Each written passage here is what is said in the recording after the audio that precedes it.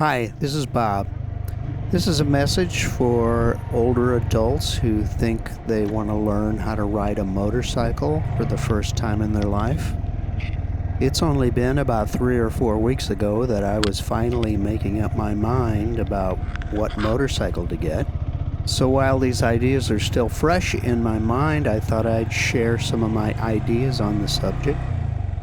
I did a lot of research on the web, and there was a lot of advice. Some of it I chose to follow, and some of it I chose not to follow.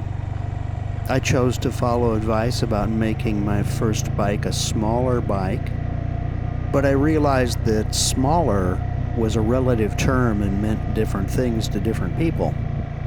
And while many points of view are represented on the web, I wasn't sure that my point of view for my demographic was represented very well on the web. And I suspect that what is good advice for a young person may not necessarily be good advice for an older person. On the subject of what constitutes a smaller motorcycle, I'm thinking of two things: engine size and the weight of the motorcycle. I had gotten advice from both the web, YouTube videos primarily, and from motorcycle rider friends of mine that 125cc engines are just way too small, even for a beginner bike. So this was the first piece of advice that I chose not to follow. I'm coming up on my 64th birthday. I'm below average height. I have short legs. I'm sedentary and overweight, so I have very little physical strength. I needed a lightweight bike with a low seat height. I had been thinking I wanted to get a Honda Rebel 300 for the low seat height. I went into the Honda dealer to sit on one. The weight of the bike was a little intimidating. Then I sat on the Honda Grom, and it was like trying on a pair of shoes that fit me perfectly. So this is how I ended up choosing a bike with an engine that I'd been told was too small.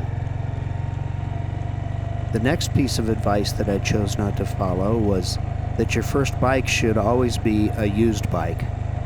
I'd figured out that the Grom was really popular with the stunt riding community, so I assumed that your typical used Grom had probably led a hard life. This was making me feel a little ambivalent about buying a used Grom. The real deal breaker here, though, came when I learned more about anti-lock brakes. 5 facts. 1. The majority of motorcycle accidents happen to riders who have been riding 6 months or less. 2. Most motorcycle accidents result from the rider locking the front wheel and then losing control of the bike. 3. Anti-lock brakes are mandatory on all motorcycles in Canada.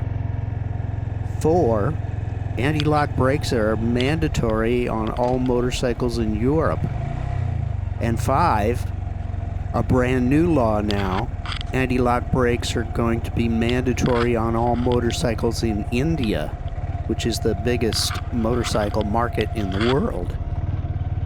Once I'd made up my mind that I wanted a Honda Grom with ABS, that made the decision for me to get a new Grom because there were no used Groms for sale that had anti-lock brakes. I'm confident I made the correct decision buying a new Grom with anti-lock brakes. The 30-inch seat height and the weight of 234 pounds made it a perfect fit for me. And I like the reliability that comes with a fuel-injected engine. The main point I wanted to make, though, is that it's good to get advice off the web and from friends.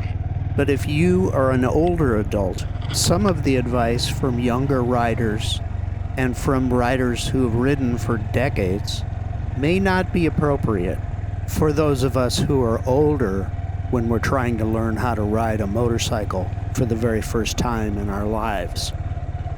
Thank you.